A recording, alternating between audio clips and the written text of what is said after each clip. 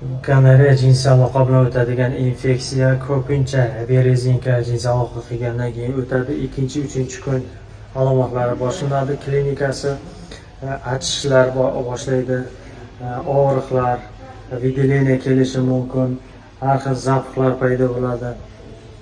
Tanada ham toshma ham toshishi mumkin shu jinsiy a'zolar yaqinida. Buning uchun sirasi borib analiz topshirish kerak.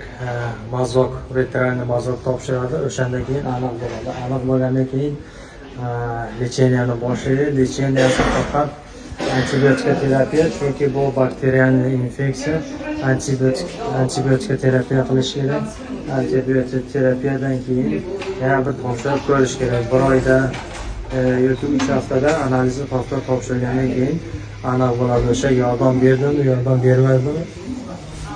Ko'pincha yoshlar jinsiy aloqa bilan o'tyapti yoshlarda. Chunki hammasi drug-vakruka boradi. Boshqa Telegramda ham har xil qizlar bor, o'shanga borib shunaqa infeksiyalar ushlab kelyapti.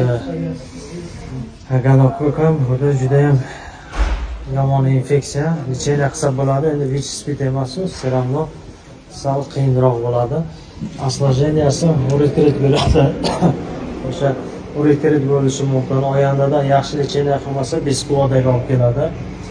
Bepushtlikka olib kelishi mumkin. Mana shuning uchun ehtiyot bo'lsin. Yoshlar ayniqsa hozir drug-vakrukda qizlar ko'paygan. Ana shuning hammasi boryapti.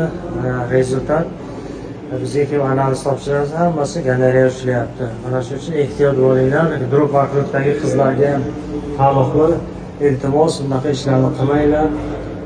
Yoshlarni infeksiya qilib kasal qilmanglar.